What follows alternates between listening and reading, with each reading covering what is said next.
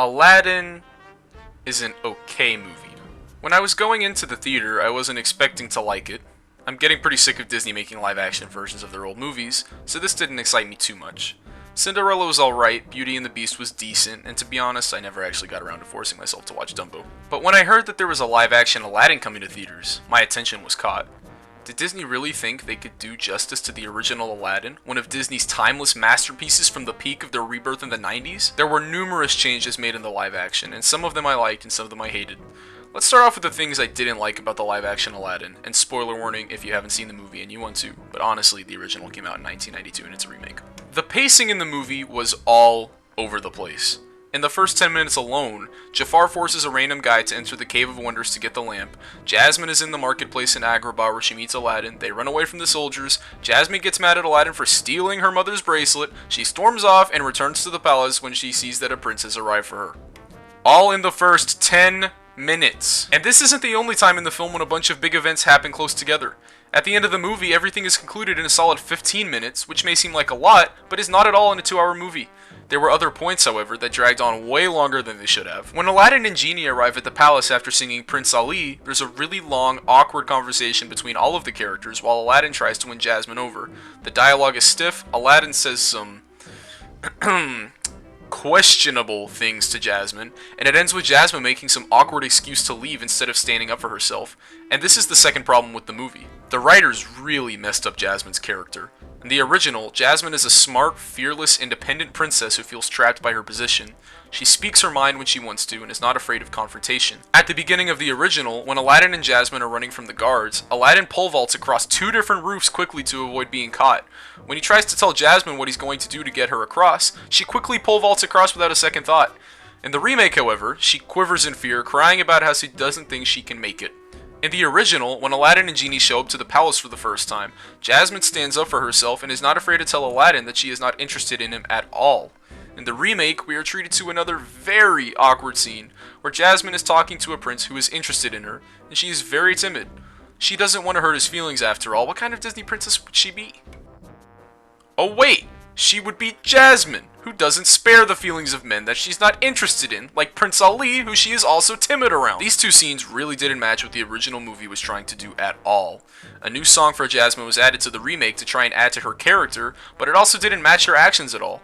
The whole point of Jasmine leaving the palace was so that she could be independent and do something by herself, but why would she leave the palace if she's a shy, timid character? It just doesn't make sense.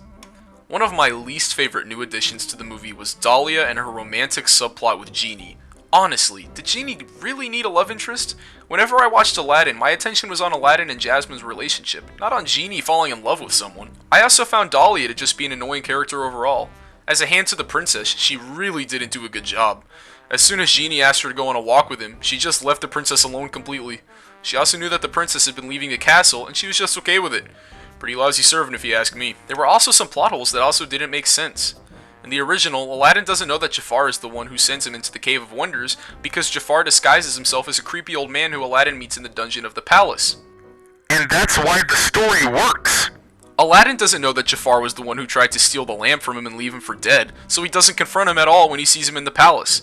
In the remake, Jafar does not disguise himself when he sends Aladdin into the Cave of Wonders, so when Aladdin returns, he points out Jafar to Genie.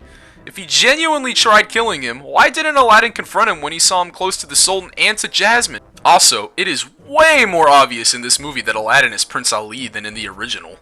I mean, seriously, look at this. How am I supposed to take this seriously? Alright, that's enough crapping on the movie. One of the best parts of the movie was easily the music. Arabian Nights, One Jump Ahead, Friend Like Me, Prince Ali, and A Whole New World were all back, and oh boy did Disney do them well. The visuals were stunning, and the remixed hip-hop versions of the classic songs were all really catchy. A Whole New World had the same sense of magic as the original, and it did a great job at developing Aladdin and Jasmine's relationship. My only complaints about the songs are that One Jump Ahead felt all over the place and chaotic, and I wasn't a huge fan of Speechless like I mentioned. The visuals in this movie were stunning. You can really see the care that the crew had for the visuals from the first time we see all of Agrabah from Aladdin's home. The Cave of Wonders has never looked better. Iago, Abu, and Raja all looked incredibly realistic without looking ugly, A Whole New World looked fantastic, and the magic carpet chase scene at the end of the movie was extremely well done. I think the characters that they nailed in this movie were Jafar and the Magic Carpet. Jafar is still as menacing as ever, and Marwan Kenzari did a great job of bringing him to a whole new generation. He absolutely nailed the envy you see in his character when he realizes that the genie is more powerful than him. Interestingly enough, the Magic Carpet was a great character. It was well animated and carried the same attitude with it as it did in the original. Oh yeah, and Will Smith ended up being a great genie. At first I was skeptical when I saw that Will Smith, the Fresh Prince himself, one of the Men in Black, the that's hot Will Smith, was going to be playing one of the most beloved Disney characters of all time, with one of the most talented voice actors of all time, but that fear was gone as soon as Friend Like Me was over.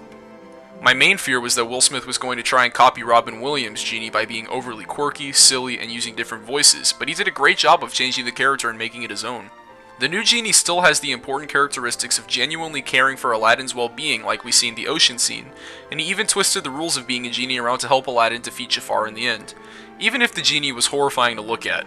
Will Smith did an excellent job at recreating a beloved character into another character that we can appreciate today, even if he was not played by Robin Williams. Rest in peace. So yeah, Aladdin was pretty average.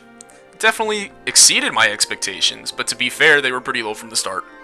I was always scared that Disney was really going to butcher this movie, but they ended up with a good tribute to the original film that added a new take on the story. The ending, which I won't spoil just in case, was very welcome by me, and the twist at the end I genuinely did not see coming, but really enjoyed. Overall, I'd give the live-action remake of Aladdin a 6 out of 10 for its gorgeous visuals, mostly entertaining characters, and great music, but its bad pacing at times, unnecessary additions, I'm looking at you, Dahlia, and plot holes. Now I have to wait and worry about The Lion King being bad. Oh boy.